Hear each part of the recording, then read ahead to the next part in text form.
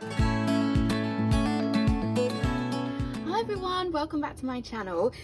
This is a slightly different video today, but I thought that I would show you it. So a couple of housekeeping things.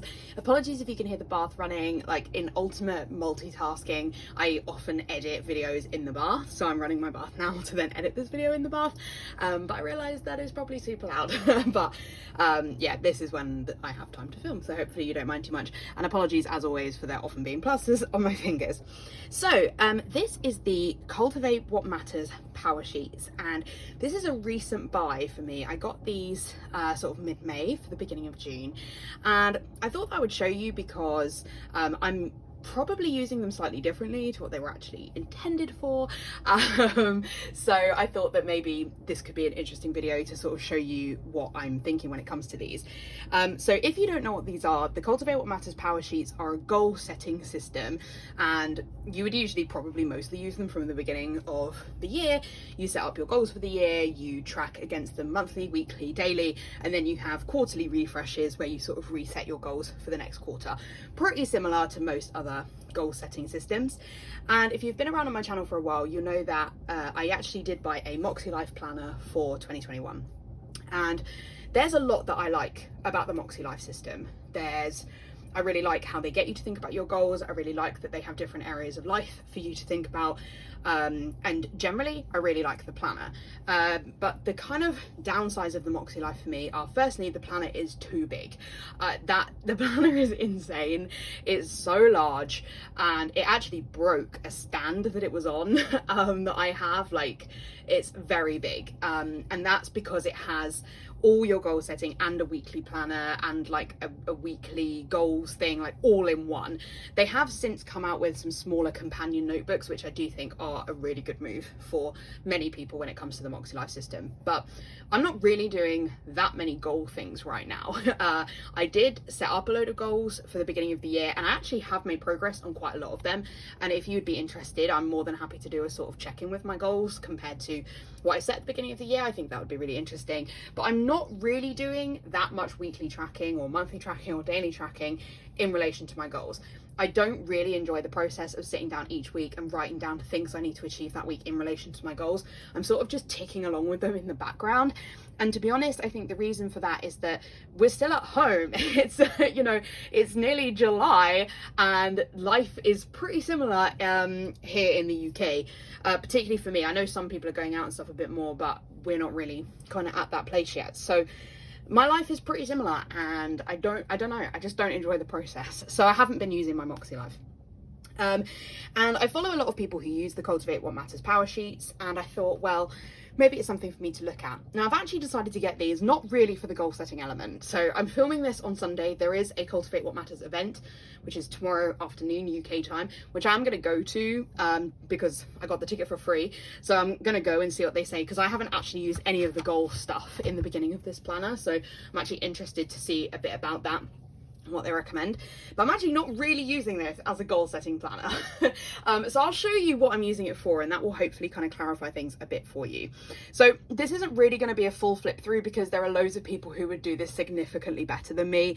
But what I wanted to show you is kind of what I'm using it for, in case this is useful for any of you who are going through what I go through every mid-year, and I'm still going through it despite this planner, as a kind of, oh, what am I going to use for the rest of the year? My current system's not working. What should I move to? And I think there's elements of this planner which could be really useful. This is also not the full planner. This is a 6-month version, so it could be really useful for some of you who are looking at something for kind of July to the end of the year. So for me, unfortunately, this is going to finish in November, which is kind of bad timing, but I'm not great at planning in December anyway, so it probably doesn't matter too much.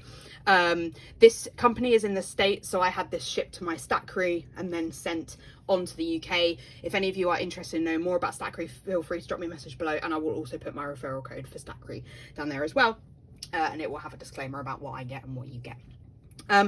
Cool, this is such an incoherent video, as are most of my videos, but this is the cover that I got. I'm absolutely obsessed with this cover. Like, I think this is probably the nicest planner cover that I've ever owned, and it's a hardcover.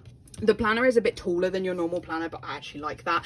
And it's pretty thin, which I really like, because obviously, as I said, my issue with the Moxie Life is that it's pretty massive. So I'm quite glad that this one is as small as it is. As I said, I'm not really going to do a flick through. You can see many more coherent people who talk about this than me. I also haven't used any of the goal setting stuff at the beginning, so I don't feel that I can really talk about that, because I don't know whether it's been useful or not useful, because I haven't used that bit. What I am using is the monthly sections, and I just think they're really good. They're very kind of, there's not a lot to it, there's not really a lot of planning that I do in them, so I'm really interested to show you these. So the first thing in the month, sorry about that awful glare from my studio lights, but the first thing you have is a sort of stuff you jot down for the month. Whether I will do this every month, I don't know, because this is the kind of thing that you often do in a goal setting planner, which I'm not great at doing, but I did jot down a couple of things, so kind of important things that I needed to do, which for June was Father's Day. I'm excited for using the spin bike, which I then promptly fell off. Haven't been well, had my vaccine, stuff like that, so I haven't really gone on it as much as I should. Things that are on my mind and things I'm hopeful for. This is just as a sort of brain dump area where you can kind of get some stuff out of your mind. I'd actually, if you are interested in using the system properly, I'd really recommend watching Cindy Gunchabaldo. She has some really good videos on using this. Plan with Laken uses the goal setting, you Cultivate What Matters Powersheets. So there are lots of people you can watch who will talk about this much better than I would. So then the next thing is the month. Now I've actually flipped to September for this because I think it's easier than me trying to cover up everything that's in the June one, because there's loads of work stuff in there. But this is what I love about this, is I'm actually using the monthly spreads. This planner is undated, which is great. So I've just used a sticker here from the functional planner code to indicate the month. It is a Sunday start, forever the bane of my life. For every planner other than Tilly's planners are Sunday starts. So I just whited it out and I've stuck over days with planner face stickers. I can see the white out. The paper is pretty white, so it doesn't actually bother me that much. So yeah, I've decided I don't care. Like, this planner is really not that pretty for me. It's just functional. So what I do is I go ahead and just write in any plans that I've got coming up. You can see I've got like these kind of 4 categories. I just go in, write people's birthdays, write any forward plans that I have. And this is just what I use the monthly for, basically. And then the last thing, as I said, there's really actually not a lot to this planner. There is basically the sort of brain dump, the monthly spread, and then this kind of tending list section, and it's just a really not overwhelming planner for me. So this is what I really like about it. So the first thing you do is brainstorm your month. I don't massively use this, to be honest.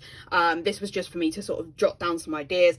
The weekly ideas was just kind of, if I'm feeling like, oh, I need to do something, what could I do? I could just look to this. I haven't done any of these pretty much other than colouring. And then daily ideas was basically TV shows I could watch when I'm not sure what to watch. And I've not made progress on any of these this month. So I haven't really used this section. I actually often leave this folded over like this on my desk next to me at work, so this is mostly what I use. So basically the tending list is what you would use if you were using this as a sort of goal setting thing, that you would go through and add in your goals. So you would put in monthly action items, weekly action items, and daily action items related to your goals. So this element is pretty similar to the Moxie Life, basically, but what I really like about this is it's just on one page for the month. That's it. All my work is on here. So this is really good for me right now. It's a really kind of stripped back process, so I think this is why it works. So on monthly action items, I'm not relating these to my goals. So as I said, I do have goals. I'm not really using this for that, though I do think these do kind of fit in, because my goals are quite, I don't really have that many big goals for this year, and the big goals I have, I don't think I'm going to achieve. But like Father's Day stuff is related to my goals with my family. Contacting a gardener is related to stuff with the house. So, it's not hugely like unrelated to my goals, but I wouldn't say I've sat there and like written something for each of the 8 goal areas I have or anything like that. These are just things I have to get done this month, and then I do what Laken does, which is just like shade it in when I get to the end of the box. And then weekly action items, again, I haven't really done this specifically related to my goals, but they do kind of link back, but I've not sat there with both open. These are just things where I need to do them once a week. And this has been really helpful for me. And I'm again doing what Lakin does, which is put a dot if I don't make it. That actually does help me a lot. Because what I used to do with if I wasn't ticking something off is just leave it blank, and it is actually really demotivating. The dot is less demotivating even though I didn't do it if there's a dot. I don't know why, but that's a tip from Lakin. So yeah, weekly action items, I'm doing pretty well on these, and I am quite good at all of these, but just having them here is really helpful to have a quick look and be like, oh yeah, these are things I need to do.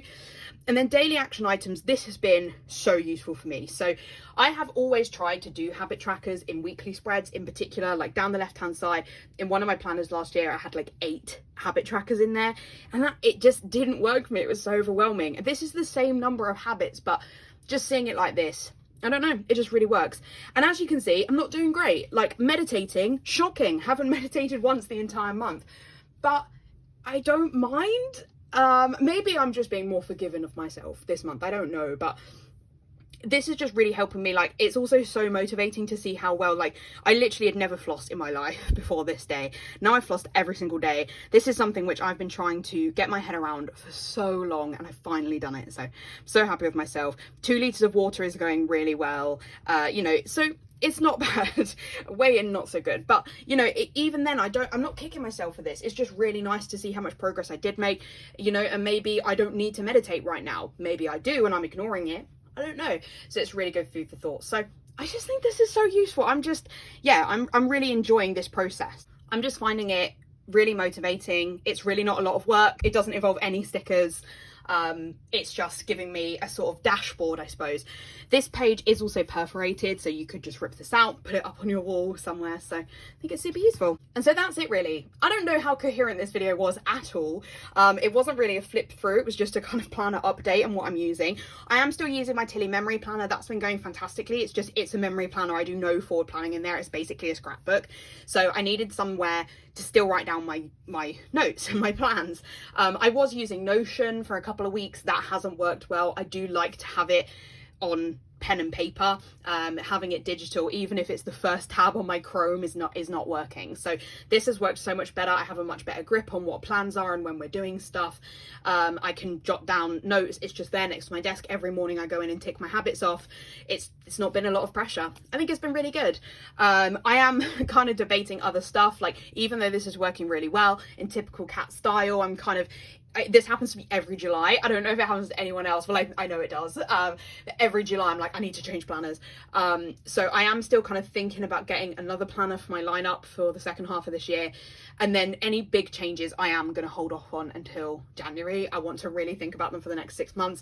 This is super easy to make this work. There's really not a lot of work for me, particularly as I'm not using the goal setting element. But I am really interested to see what the event is like tomorrow, to find out more about, yeah, kind of what stuff they recommend in terms of goals, particularly as I didn't set my goals using this system at the beginning of the year. It'll be interesting to see if my Moxie Life stuff can be kind of put into this one.